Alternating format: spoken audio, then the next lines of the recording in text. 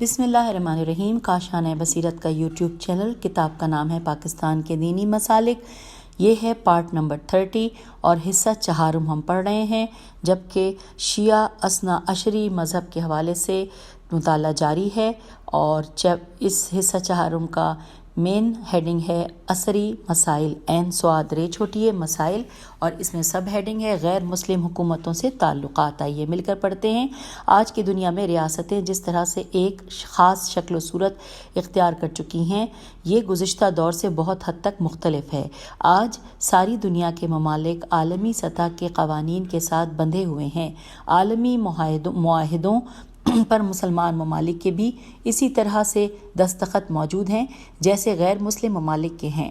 ایسے میں یہ جاننا بہت اہم ہے کہ موجودہ حالات میں مختلف مسالک کے علماء اسلام غیر مسلم حکومتوں اور ریاستوں سے تعلقات کے بارے میں کیا نظریہ رکھتے ہیں۔ اس سلسلے میں جب ہم نے مولانا حافظ ریاض حسین نجفی سے ان کی رائے دریافت کی تو انہوں نے کہا کہ جہاں تک غیر مسلم ممالک کا تعلق ہے، جب تک وہ ہمارے ملک کو نقصان پہنچانے کی کوشش نہ کریں، ہمارا کسی کے ساتھ کوئی جھگڑا یا تعارض نہیں ہے۔ تے عین الف ر زواد، وہ اگر ہمارے ملک و وطن یا دین کو نقصان پہنچانے کی کوشش کریں تو ہمیں دفاع کرنا ہوگا۔ اسلام جنگ کی اجازت نہیں دیتا، البتہ اسلام کہتا ہے کہ جو آپ پر حملہ کرنے کے لیے اس وقت تیار ہیں، آپ ان کا قلع قمع کر سکتے ہیں۔ اسلام اس امر کی اجازت نہیں دیتا کہ خواہ مخواہ کسی پر چڑھ دوڑو اور اسے تخت و تاراج کر دو اور یوں اپنا دین پھیلاؤ۔ اس کی اسلام اجازت نہیں دیتا۔ ہم سمجھتے ہیں کہ مسلمان ممالک کے تعلقات آپس میں بھی برادرانہ ہونے چاہیے اور دیگر ممالک کے ساتھ بھی مصالحانہ اور رواداری پر مبنی تعلقات ہونے چاہیے۔ ان کی چھوٹی موٹی غلطی کو معاف کر دینا چاہیے۔ اگر وہ ہمارے ملک پر حملہ کر دیں تو پھر ان کا جواب دیا جانا چاہیے، وگرنہ ان سے انسانیت کی بنیاد پر تعلقات ہونے چاہیے۔ امیر المومنین حضرت علی علیہ السلام اپنے ایک مکتوب میں ارشاد فرماتے ہیں کہ انسان یا تیرا دینی بھائی ہے یا پھر تجھ جیسی مخلوق ہے۔ انسانیت بذات خود بہت اہم ہے۔ انسانیت کا احترام ضروری ہے، آدمیت کا احترام ضروری ہے۔ اگر کوئی غیر مسلم ہے تو ہوتا رہے، وہ انسان تو ہے۔ ہمیں چاہیے کہ اس کے ساتھ انسانوں جیسا مصالحانہ اور رواداری پر مبنی سلوک روا رکھیں۔ پیج 304 پہ ہم آ گئے۔ سلوک روا رکھیں جب تک ہم پر حملہ آور نہ ہو، اس وقت تک ہمیں ان کے خلاف کوئی اقدام نہیں کرنا چاہیے۔ مولانا افتخار حسین نقوی آج کے دور میں مختلف ممالک کے باہمی تعلقات کی ضرورت پر نظر رکھتے ہوئے یوں اظہار خیال کرتے ہیں: آج دنیا میں جس طرح کا نظام کار فرما ہے، اس کے پیش نظر کوئی ملک بھی دیگر ممالک کے ساتھ اچھے تعلقات کے بغیر نہیں چل سکتا۔ علاوہ ازیں اسلام کسی مسلمان ملک کو غیر مسلم ممالک سے تعلقات قائم کرنے سے نہیں روکتا۔ ہمیں چاہیے کہ برابری کی بنیاد پر دیگر ممالک سے اچھے روابط قائم کریں، لیکن کسی دوسرے ملک کی غلامی اختیار کرنے کی اسلام اجازت نہیں دیتا۔ اس سلسلے میں مولانا محمد حسین نجفی نے مختصراً یوں اظہار خیال کیا کہ اپنے ملک و ملت کے مفاد میں ہو تو غیر مسلم ممالک سے روابط کا قیام جائز ہے۔ نیکسٹ ہیڈنگ ہے دینی اور جدید علوم۔ استاد مرتضیٰ مطہری نے علوم کی رائج تقسیم کا گہری نظر سے جائزہ لیا ہے۔ ان کی نظر قدیم و جدید علوم پر ہے۔ وہ اس موضوع پر نہایت واضح موقف رکھتے ہیں۔ وہ کہتے ہیں کہ ایک اصطلاح بن گئی ہے کہ ہم بعض علوم کو علوم دینی اور بعض کو علوم غیر دینی کہتے ہیں۔ علوم دینی یعنی وہ علوم جو بلا واسطہ اعتقادی، اخلاقی یا دین کے عملی مسائل سے مربوط ہیں، یا وہ علوم جو دینی معارف، قوانین اور احکام کے حصول میں مددگار ہیں، مثلا عربی، ادب یا منطق۔ حقیقت یہ ہے کہ اس کی حیثیت ایک اصطلاح سے زیادہ کچھ نہیں۔ ایک لحاظ سے دینی علوم ابتدائی دینی متون میں منحصر ہیں، یعنی قرآن کریم اور پیغمبر اسلام صلی اللہ علیہ وآلہ وسلم یا حضرت صلی اللہ علیہ وآلہ وسلم کے اوصیاء کی سنت کا متن۔ صدر اسلام میں جب لوگ خود اسلام سے آشنا نہ تھے، سب پر واجب و لازم تھا کہ ہر چیز سے پہلے انہی ابتدائی متون کو یاد کریں۔ اس زمانے میں کلام فقہ، اصول، منطق، تاریخ اسلام یا دوسرا کوئی علم وجود نہ رکھتا تھا۔ یہ جو ایک حدیث میں ہے کہ رسول اکرم صلی اللہ علیہ وآلہ وسلم نے فرمایا، اس کا خلاصہ یہ ہے کہ علم منحصر ہے آیات قرآن اور حدیث رسول کو یاد کرنے میں۔ ہم 305 پیج پہ آ گئے، لکھا ہے یہ اس دور کے مسلمانوں کی ذمہ داری سے متعلق ہے، لیکن بعد ازاں جب مسلمان ان ابتدائی متون سے جو اسلام کے بنیادی قانون کی حیثیت رکھتے ہیں آگاہ ہو گئے اور انہوں نے قرآن و حدیث رسول صلی اللہ علیہ وآلہ وسلم کے حکم کے مطابق علم کو ایک مسلم فریضے کی حیثیت سے پہچان لیا، تو تدریجاً کئی ایک علوم وجود میں آ گئے اور ان کی تدوین ہو گئی۔ لہٰذا ایک اور نظریے سے وہ علم جو مسلمانوں کے لیے مفید ہو اور مسلمانوں کی کوئی مشکل حل کر سکتا ہو، دینی فریضہ اور دینی علم ہے۔ ہم صرف و نحو اور عربی زبان کو علوم دینی کیوں سمجھتے ہیں؟ کیا اس کی وجہ اس کے سوا کچھ اور ہے کہ اس کا کوئی ایسا نفع اور فائدہ ہے جو اسلام کے تقاضوں کے موافقت رکھتا ہے؟ ہم کس مناسبت سے امراء القیس کے عشقیہ اشعار اور ابو نواس کے مخمورانہ اشعار کو علوم دینی کے حصول کے حوالے سے یاد کرتے ہیں؟ یقیناً اس لیے کہ قرآن کی زبان سمجھنے میں ہماری مدد کریں۔ لہٰذا ہر وہ علم جو اسلام اور مسلمانوں کے لیے نفع بخش ہو اور ان کے لیے ضروری ہو، اسے علومی دینی میں سے شمار کرنا چاہیے، اور اگر کوئی خلوص نیت رکھتا ہو اور اسلام اور مسلمانوں کی خدمت کے لیے وہ علم حاصل کرے تو اسے وہ اجر و ثواب حاصل کرنا ہوگا جو حصول علم کے لیے بیان کیا گیا ہے۔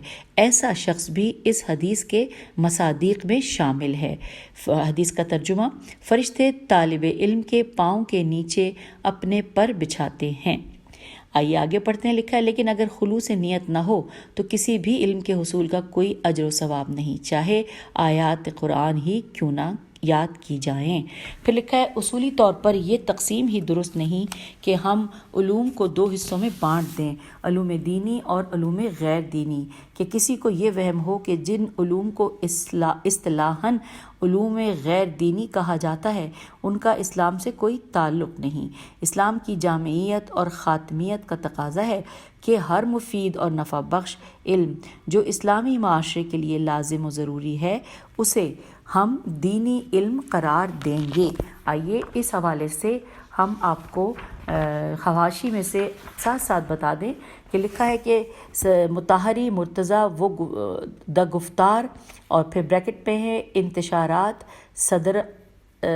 صدرہ تہران 1398 ہجری بریکٹ کلوز، صفحہ نمبر 145۔ اب آگے چلتے ہیں۔ لکھا ہے مولانا افتخار حسین نقوی استاد مطہری کی ہی آراء کی تائید کرتے ہوئے دکھائی دیتے ہیں، چنانچہ وہ کہتے ہیں کہ دینی اور دنیاوی علوم کی تقسیم غلط ہے۔ ہر وہ علم جو نظام حیات کو برقرار رکھنے اور انسان کی ترقی کے لیے ضروری ہو وہ دینی علم ہے، کیونکہ اس کا حاصل کرنا دین کا تقاضا ہے۔ اس لحاظ سے کالج اور یونیورسٹی کو غیر دینی ادارے قرار نہیں دیا جا سکتا۔ رسول اکرم صلی اللہ علیہ وآلہ وسلم نے فرمایا کہ علم حاصل کرو چاہے اس کے لیے تمہیں چین جانا پڑے۔ ظاہر ہے چین سے فقہ اسلامی کا علم حاصل کرنا مقصود نہ تھا۔ یہ بھی فرمایا گیا کہ انورٹڈ کاما حکمت مومن کی گمشدہ میراث ہے، جہاں سے ملے اسے حاصل کر لو انورٹڈ کاما کلوز۔ ان فرامین کی روشنی میں دیکھا جائے تو اسلام نے علوم میں کوئی دینی اور دنیاوی تقسیم ہرگز نہیں کی۔ پیج 306 نیکسٹ ہیڈنگ ہے عالمی اداروں سے وابستگی۔ لکھا ہے عام طور پر مسلمان علماء کو اقوام متحدہ اور دیگر عالمی اداروں سے شکایات رہی ہیں۔ یہ شکایات صرف مسلمان علماء کو ہی نہیں بلکہ مسلمان اور بہت سے غیر مسلم ریاستوں کو ان اداروں سے ہیں۔ اس کے باوجود سب یہ سمجھتے ہیں کہ ان اداروں سے جدا ہو کر آج کی دنیا میں نہیں رہا جا سکتا۔ چنانچہ مولانا حافظ سید ریاض حسین نجفی اس موضوع پر اظہار خیال کرتے ہوئے کہتے ہیں کہ سب سے بڑا عالمی ادارہ اقوام متحدہ ہی ہے۔ اس سے پہلے لیگ آف نیشنز تھی۔ پہلے ان اداروں نے بہت اچھے کام کیے، لیکن اس وقت اقوام متحدہ استعمار کے ہاتھوں میں ہے۔ بڑے بڑے ممالک کی اس پر اجارہ ہے، وہ اس سے جو کام لینا چاہیں وہ منٹوں میں ہو جاتے ہیں۔ مثال کے طور پر انہوں نے انڈونیشیا کے ایک حصے کو اس سے آزاد کروانا تھا، اس میں کوئی دیر نہیں لگی، انہوں نے کروا لیا، لیکن مسلمانوں کا آج تک اس سے کوئی کام نہ ہوا۔ کشمیر کا مسئلہ ویسے کا ویسا ہی معلق ہے۔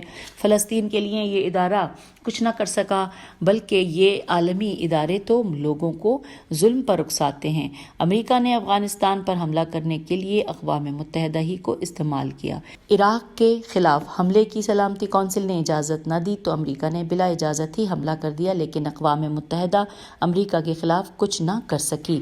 درحقیقت اقوام متحدہ اس وقت امریکہ کی باندھی بن چکی ہے۔ اسرائیل کے پاس 200 ایٹم بم ہیں، وہ ہر روز ظلم کرتا ہے، فلسطینیوں کو قتل کرتا ہے اور ان کا قلاقمہ کرنے کے درپے ہے، لیکن اقوام متحدہ اس کے خلاف کوئی پابندیاں عائد نہیں کرتا، جبکہ ایران پر پابندیاں عائد کی جا رہی ہیں۔ میں سمجھتا ہوں کہ یہ ادارے اپنا وقار کھو چکے ہیں۔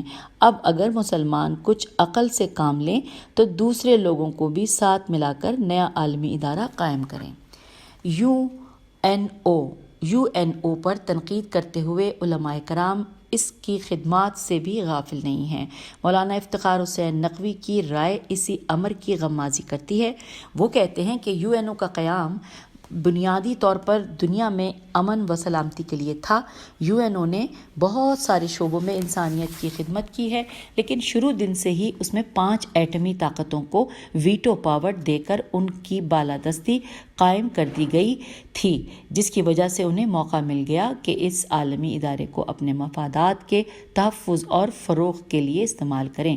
اصولی طور پر ہم ایسے عالمی اداروں سے الگ نہیں رہ سکتے، لیکن ان سے وابستہ رہتے ہوئے ہمیں حق کے لیے آواز اٹھاتے رہنا چاہیے۔ ہم آگئے پیج نمبر 307 پر، ہیڈنگ ہے مسلمان ریاستوں کے باہمی تعلقات۔ لکھا ہے علماء کرام کو اس امر سے بہت زیادہ دلچسپی ہے کہ مسلمان ریاستوں کے باہمی تعلقات برادرانہ اور بہت قریبی ہوں۔ عام طور پر علماء کرام OIC کی کارکردگی سے مطمئن نہیں ہیں۔ جہاں علماء کرام مذہبی حوالے سے مسلمانوں کے اتحاد و یگانگت پر زور دیتے ہیں، وہاں سیاسی یکجہتی پر بھی اصرار کرتے ہیں اور اسے اسلامی تعلیمات کی روشنی میں بیان کرتے ہیں۔ اسی نقطہ نظر کا اظہار مولانا سید افتخار حسین نقوی نے یوں کیا، آئیے مل کر پڑھتے ہیں۔ مسلمان ممالک کو چاہیے کہ وہ ترجیحی طور پر اپنے درمیان سیاسی وحدت کے لیے کوشش کریں۔ اس کے لیے انہیں یورپی یونین اور یونائٹڈ اسٹیٹ آف امریکہ کی مثال سامنے رکھنی چاہیے۔ یہ ریاستیں اگر آپس میں متحد ہو سکتی ہیں، نیز سیاسی، اقتصادی اور فوجی تعاون کر سکتی ہیں، بلکہ یورپی ممالک اپنی کرنسی بھی ایک کر سکتے ہیں، تو مسلمان ملک ایسا کیوں نہیں کر سکتے؟ حکمت کی ہر بات مرد مومن کی گمشدہ میراث ہے، اسے چاہیے کہ یہ جہاں سے بھی ملے اسے حاصل کر لے۔ اس اسلامی تعلیم کی روشنی میں ہمیں دوسروں سے بھی اچھی بات ملے تو اسے بڑھ کر اخذ کر لینا چاہیے۔ OIC نے مسلمانوں کو ہمیشہ مانوس کیا ہے۔ اس کی قراردادیں اور فیصلے ضرور مثبت ہیں، لیکن مسئلہ قراردادوں سے بھی حل نہیں ہوتا، اس کے لیے عزم کی ضرورت ہوتی ہے۔ یہ امر قابل افسوس ہے کہ ہماری موجودہ سیاسی قیادت اس عزم کا اظہار نہیں کر سکتی۔ اسلامی تعلیمات کا بھی یہی تقاضا ہے کہ مسلمان آپس میں متحد ہوں۔ عالمی اسلام کا نقشہ دیکھ کر اندازہ ہوتا ہے کہ بیشتر ممالک کے درمیان کوئی سرحد نہیں ہے۔ مشرق و مغرب اور شمال و جنوب میں پھیلے ہوئے وسیع و عریض اور وسائل سے لیس عالم اسلام کے درمیان بیشتر سرحدیں حائل نہیں ہیں۔ مسلمان عوام کی بھی یہ دیرینہ آرزو ہے۔ شاید یہ کام بالآخر مسلمان عوام ہی کی بیداری اور قیام سے عملی اختیار کر سکے۔ البتہ یہ بات سمجھنا ضروری ہے کہ اس مقصد کے لیے جدید پولیٹیکل سائنس کے اصولوں کو سامنے رکھنا ضروری ہے۔ اس سلسلے میں حافظ ریاض حسین نجفی مسلمانوں کو اسلامی تعلیم دلاتے ہوئے کہتے ہیں، یہ پڑھتے ہیں پیج نمبر 308 پر۔ وہ کہتے ہیں کہ مسلمان ممالک کو آپس میں بھائی بھائی بن کر رہنا چاہیے، کیونکہ حدیث شریف میں ہے کہ مسلمان مسلمان کا بھائی ہے۔ رسول اللہ کے فرمان کے مطابق وہ مسلمان ہی نہیں جو صبح اٹھے اور مسلمانوں کے بارے میں نہ سوچے۔ قرآن مجید کہتا ہے سورہ حجرات کی آیت نمبر 10 میں کہ یقیناً مومن ایک دوسرے کے بھائی ہیں۔ مسلمان ملکوں کو آپس میں بھائیوں کی طرح رہنا چاہیے۔ مولانا محمد حسین نجفی نے بھی اسی رائے کا اظہار کیا ہے۔ مسلمان حکومتوں سے روابط نہایت ضروری ہیں تاکہ یہ والی وَاعْتَصِمُوا بِحَبْلِ اللَّهِ جَمِيعًا وَلَا تَفَرَّقُوا کا عملی مظاہرہ ہو سکے۔ آئیے اگلی ہیڈنگ کی جانب، خواتین کے حقوق اور ان کی فعالیت۔ عورت کے حقوق اور معاشرے میں فعالیت کا موضوع آج کے اہم موضوعات میں شمار ہوتا ہے۔ خاص طور پر مغربی معاشرے میں یہ موضوع گزشتہ صدی میں زیادہ زور شور سے اٹھایا گیا۔ اسلامی تعلیمات اور پیغمبر اسلام صلی اللہ علیہ وآلہ وسلم کی سیرت کا مطالعہ کیا جائے تو یہ حقیقت واضح طور پر سامنے آتی ہے کہ حضرت صلی اللہ علیہ وآلہ وسلم نے عورت کی انسانی اور معاشرتی حیثیت کی بحالی کے لیے عظیم کردار ادا کیا، یہاں تک کہ اسے ایک تحریک کی شکل دی۔ اسلام کی ہماگیر تمدنی تعلیمات نے عورت کے معاشرتی احیاء میں جو کردار ادا کیا ہے اس کے اثرات پوری دنیا میں دیکھے جا سکتے ہیں۔ ضرورت اس امر کی تھی کہ مسلمان اس تحریک کو نہ فقط جاری رکھتے بلکہ وہی اس کے علمبردار ہوتے، کیونکہ اسلامی تعلیمات کا یہی تقاضا تھا۔ قرآن و حدیث اس پر شہادت کے لیے کافی ہیں۔ چنانچہ علماء اسلام سے خواتین کے حقوق پر بات کی جاتی ہے تو ان کا سہارا بھی قرآن و سنت ہی ہوتا ہے۔ مولانا حافظ سید ریاض حسین نجفی خواتین کے حقوق اور معاشرے میں ان کی فعالیت کے بارے میں اپنے نظریات کا اظہار ان الفاظ میں کرتے ہیں کہ مرد و زن انسان ہونے میں مساوی ہیں۔ قرآن حکیم میں یہ جو آیا ہے سورہ نساء کی آیت نمبر 32، اس کا مطلب مردوں اور عورتوں پر حکومت نہیں ہے، یہ تو سرپرستی کے معنی میں ہے۔ الرجال قوامون علی النساء، عمومی طور پر باہر کے کام مردوں کے ذمے ہیں اور اندر کے کام خواتین نے کرنا ہوتے ہیں، ورنہ خواتین کے وہی حقوق ہیں جو مردوں کے ہیں۔ قرآن حکیم میں ارشاد ہوا ہے سورہ نساء کی آیت نمبر 32، گویا اگر مرد دینی کام کریں گے تو انہیں ثواب ملے گا، عورتیں دینی کام کریں گی تو انہیں ثواب ملے گا۔ اسی طرح مرد تجارت کریں گے تو جو مال کمائیں گے اس پر ان کا اختیار ہوگا، اور عورتیں تجارت کریں گی تو کمایا ہوا مال ان کا ہوگا۔ آگے پڑھتے ہیں، قرآن مجید میں جہاں والدین کی عظمت کا ذکر کیا گیا ہے، دونوں کو اکٹھا قرار دیا گیا ہے۔ قرآن مجید میں یہ بھی ہے کہ جو شخص بھی عمل صالح کرے گا، مرد ہو یا عورت، اسے حیات طیبہ نصیب ہوگی۔ سورہ نحل کی آیت نمبر 95۔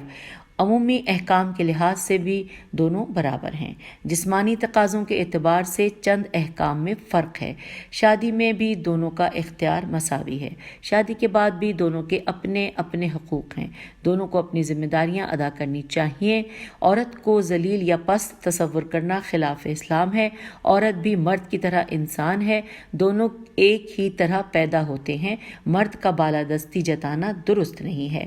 خدا امام خمینی کا بھلا کرے، انہوں نے عورت کے لیے جس طرح کا پردہ قائم کیا، اس کے ہوتے ہوئے عورت اپنا منہ کھلا رکھ سکتی ہے اور معاشرے میں ہر طرح کی فعالیت کر سکتی ہے، نوکری بھی کر سکتی ہے، فوج میں بھی جا سکتی ہے، جہاں چاہے جا سکتی ہے اور جو چاہے کر سکتی ہے، البتہ جیسے قانون و شریعت کی پاسداری مرد کے لیے ضروری ہے، عورت کے لیے بھی ضروری ہے۔ مولانا افتخار حسین نقوی اس موقع پر اپنے خیالات کا اظہار یوں کرتے ہیں، اسلام نے عورت کی انسانی حیثیت کا احیا کیا، اور اگر دیکھا جائے تو خواتین کو مردوں کی نسبت کچھ زیادہ ہی مقام و احترام عطا کیا۔ رسول اکرم صلی اللہ علیہ وآلہ وسلم نے ماں کا مقام ایک لحاظ سے باپ سے زیادہ قرار دیا۔ مثلاً آپ نے فرمایا کہ جنت ماں کے قدموں میں ہے، یہ عورتیں ہی ہیں جن کی گود میں انبیاء پروان چڑھے ہیں۔ جہاں تک عورت کی میراث کے بارے میں اٹھائے جانے والے سوال کا تعلق ہے تو غور کیا جائے تو شادی سے پہلے عورت یا لڑکی اپنے باپ کی سرپرستی میں ہوتی ہے اور اس کے اخراجات باپ پورے کرتا ہے۔ جبکہ شادی کے بعد اس کا نان نفقہ شوہر کے ذمے ہوتا ہے، اولاد کا نان نفقہ بھی باپ ہی کے ذمے ہوتا ہے۔ اس طرح سے عورت کو مالی ذمہ داریوں سے سبکدوش رکھا گیا ہے، جبکہ اس کو وراثت میں حصے دار بنایا گیا ہے۔ نیز اگر عورت تجارت کرے یا کسی اور ذریعے سے مالی مفاد حاصل کرے تو اپنی آمدنی پر اسے پورا اختیار دیا گیا ہے۔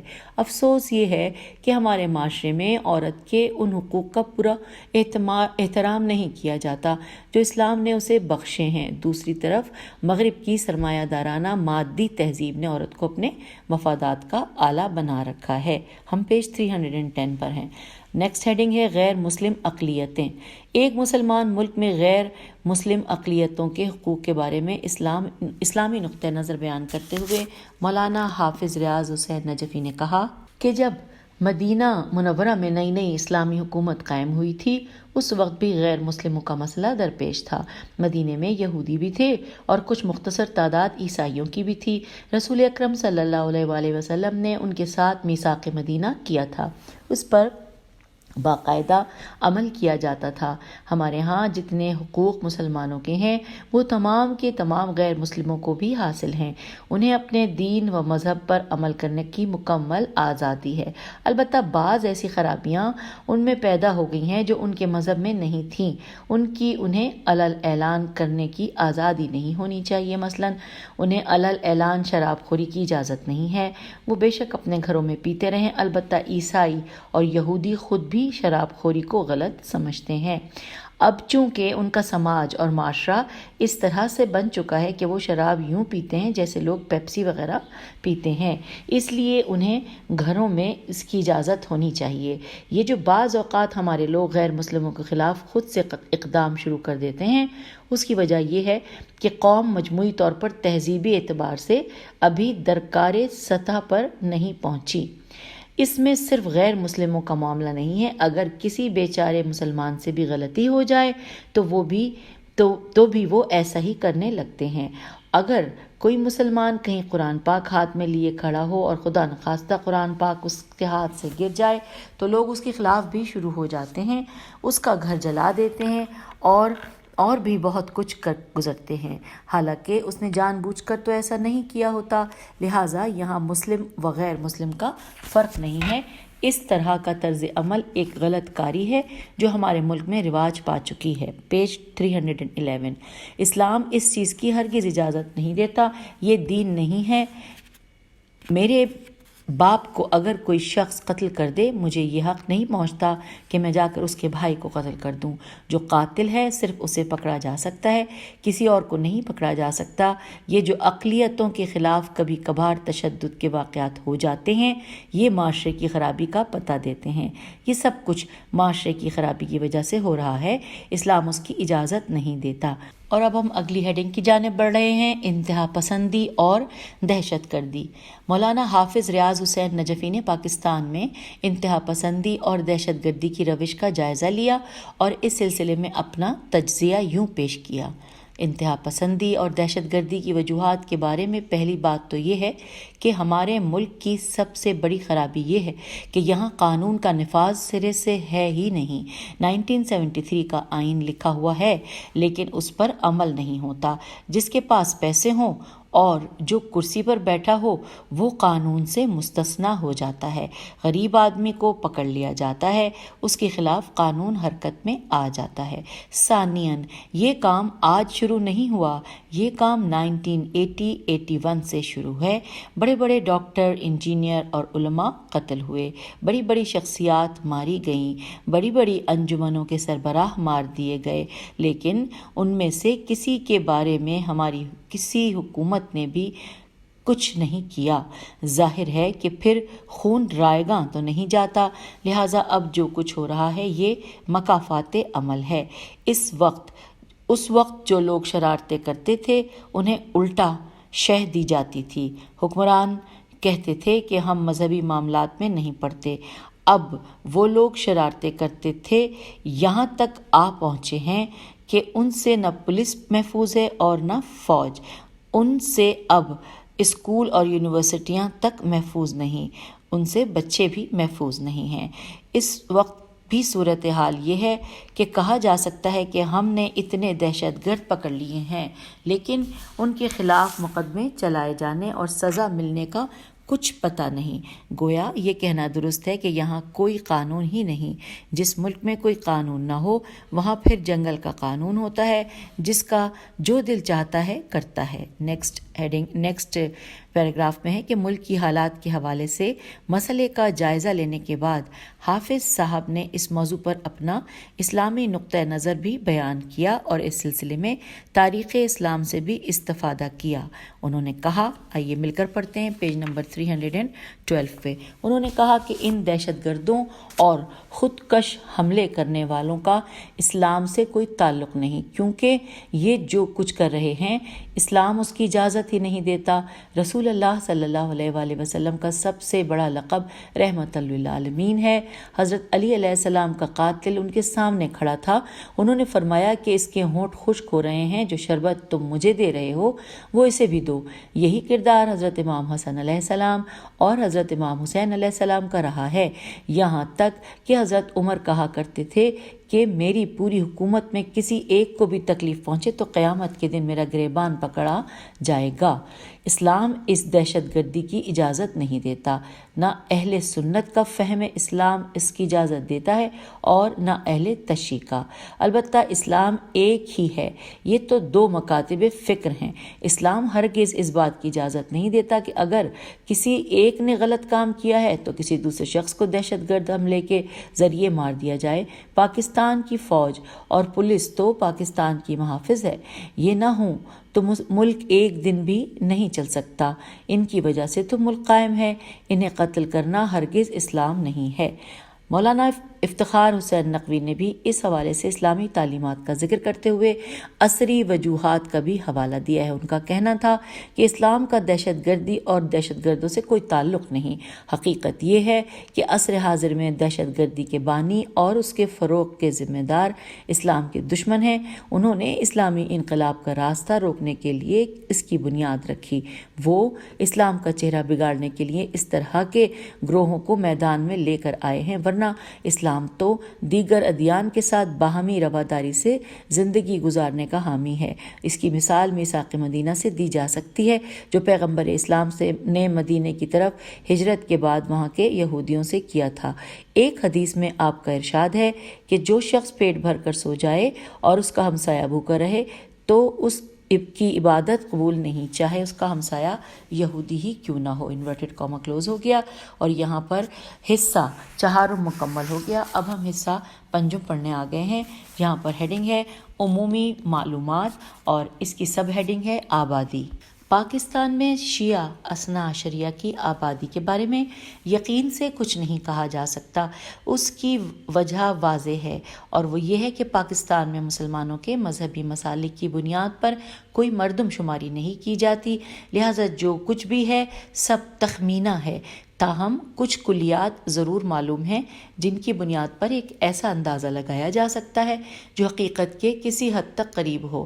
البتہ شیعوں کی تعداد کے بارے میں دعووں میں گاہے عجیب فرق محسوس ہوتا ہے۔ شاید اس کی بنیادی وجہ پاکستان میں شیعہ آبادی کا غیر متوازن پھیلاؤ ہے۔ بعض علاقوں میں شیعہ آبادی بہت زیادہ ہے اور بعض علاقوں میں بالکل نہیں ہے۔ اس کی مثال بلتستان اور شمالی و جنوبی وزیرستان ہے۔ بلتستان میں شیعہ بھاری اکثریت سے موجود ہیں، جبکہ شمالی و جنوبی وزیرستان میں شاید ایک بھی شیعہ گھرانہ موجود نہ ہو۔ پنجاب کے بعض اضلاع میں شیعہ آبادی کا تناسب نہایت کم ہے، جبکہ بعض اضلاع میں بہت زیادہ ہے۔ مثلاً ضلع جہلم میں شیعہ آبادی بہت کم ہے، جبکہ ضلع جھنگ میں شیعوں کا تناسب بہت زیادہ ہے۔ بہرحال ہم نے شیعہ اکابرین سے پاکستان میں شیعوں کی آبادی کے تناسب کا سوال کیا۔ ان کے بیانات میں کوئی قابل ذکر فرق دکھائی نہیں دیا۔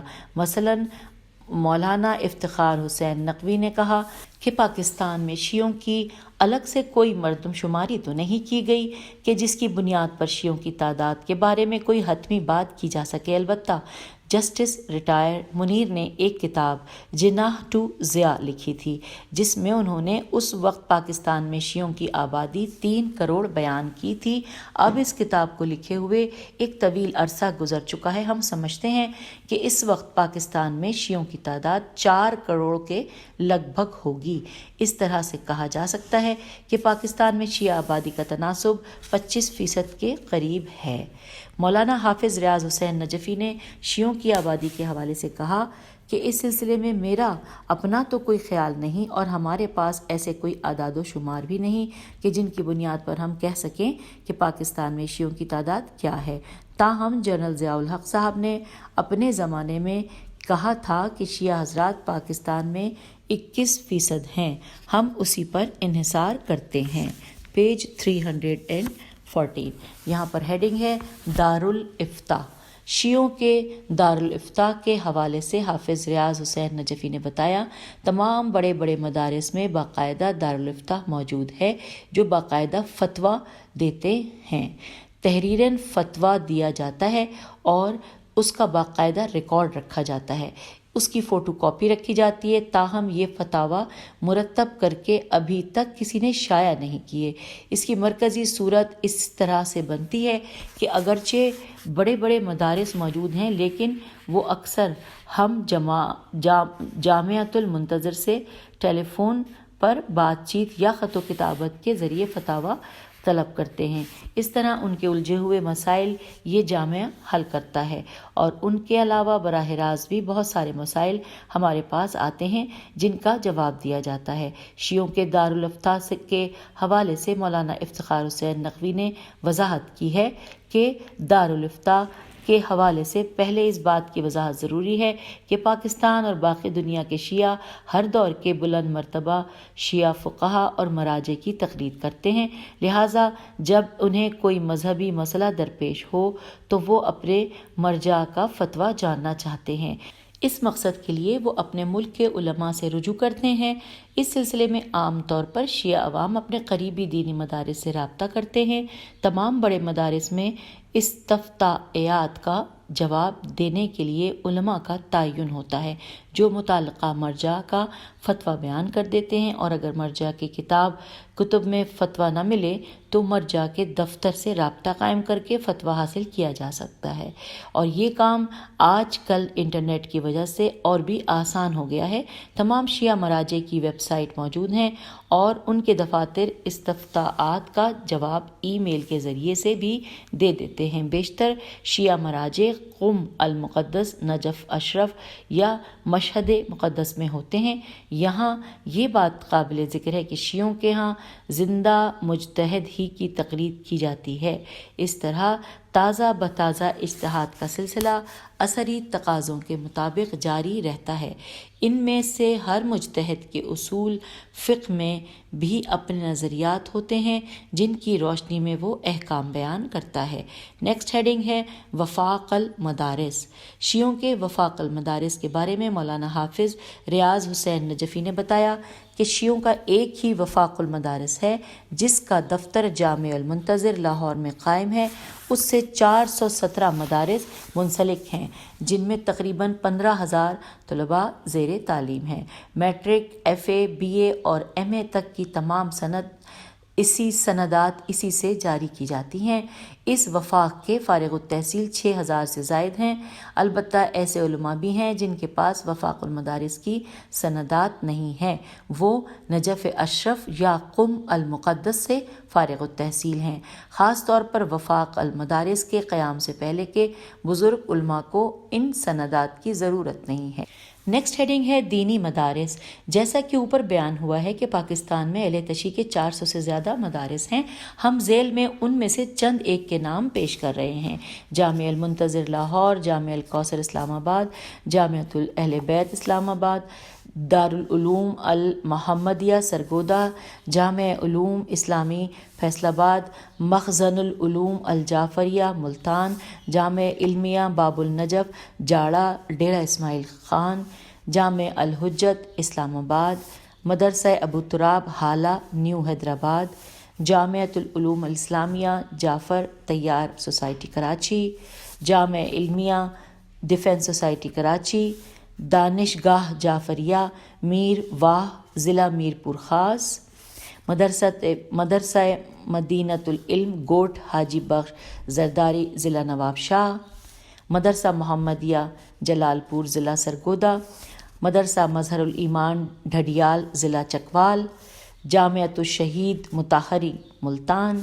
مدرسہ دارالہدیٰ محمدیہ علی پور ضلع مظفر گڑھ، جامعۃ المجتبیٰ گجرات، جامعہ ممتاز المدارس وزیر آباد، جامعہ جعفریہ گوجرانوالہ، جامعہ اسلامیہ مظفر پور سیالکوٹ، مدرسہ آیت اللہ حکیم راولپنڈی، مدرسہ رسول اعظم ایبٹ آباد، مرکز اہل بیت مانسہرہ، مدرسہ جعفریہ جنڈ، سلطان المدارس الاسلامیہ سرگودا، درسگاہ باقر العلوم کوٹلہ جام ضلع بھکر، جامعۃ القائم لیا، جامعہ امام خمینی ماڑی انڈس ضلع میانوالی، دارالعلوم جعفریہ خوشاب، جامعۃ المرتضیٰ لاہور، جامعہ امامیہ کربلا گام شاہ لاہور، جامعہ علوم اسلامی موچی گیٹ لاہور، جامعہ دارالعلوم جعفریہ کوئٹہ، مدرسہ بقیت اللہ لاہور، جامعۃ المصطفیٰ لاہور، جامعہ نقویہ سہنسہ ضلع کوٹلی آزاد کشمیر، جامعہ امام جعفر صادق کوئٹہ، جامعۃ النجف اسکردو بلتستان، مدرسہ آیت اللہ خامنئی پارا چنار، جامعہ جعفریہ پارا چنار، جامعہ بعثت رجوع سادات چنیوٹ، جامعہ الشہید عارف الحسینی پشاور، جامعہ العسکریہ ہنگو، کلیہ اہل بیت علیہ السلام چنیوٹ، جامعہ امام سجاد علیہ السلام جھنگ، جامعہ شمس العلوم قائم بھروانہ ضلع جھنگ، جامعۃ القائم سیواح سادات ضلع جھنگ، جامعہ الغدیر احمد پور سیال ضلع جھنگ، دارالعلوم جعفریہ اچ شریف ضلع بہاولپور، جامعہ امام علی کبیر والا ضلع خانیوال، عزیز المدارس چیچا وطنی ضلع خانیوال، اور آخری نام ہے جامعہ فاطمیہ رینالہ خرد ضلع اوکاڑا۔ اور اس کے بعد ہیڈنگ ہے خواتین کے مدارس، وہ ہیں جامعۃ الزہرا بہاول نگر، جامعہ ام البنین چکوال، جامعہ زینبیہ سرگودا، مدرسہ ختیجۃ الکبریٰ دریا خان ضلع بھکر، اس کے بعد ہے جامعہ فاطمۃ الزہرا لیا، جامعۃ القائم رئیسان ضلع ہنگو، جامعۃ الزہرا اچ شریف ضلع بہاولپور، جامعۃ الزہرا اسلام آباد، مدرسہ ختیجۃ الکبریٰ کوئٹہ، مدرسہ فاطمہ زہرا کوئٹہ، حوزہ علمیہ زینبیہ بلکسر چکوال، جامعۃ الزہرا ڈیرہ غازی خان، جامعۃ السیدہ ختیجۃ الکبریٰ پکی شاہ مردان میانوالی۔ یہ فہرست بغیر کسی معین یا ترجیحی ترتیب کے پیش کی گئی ہے۔ تو یوں صفحہ نمبر 316 پہ اپنی ریڈنگ کا اختتام کرتے ہیں۔ اگلی آڈیو میں اس سے آگے پڑھیں گے۔ اجازت دیجیے، خدا حافظ۔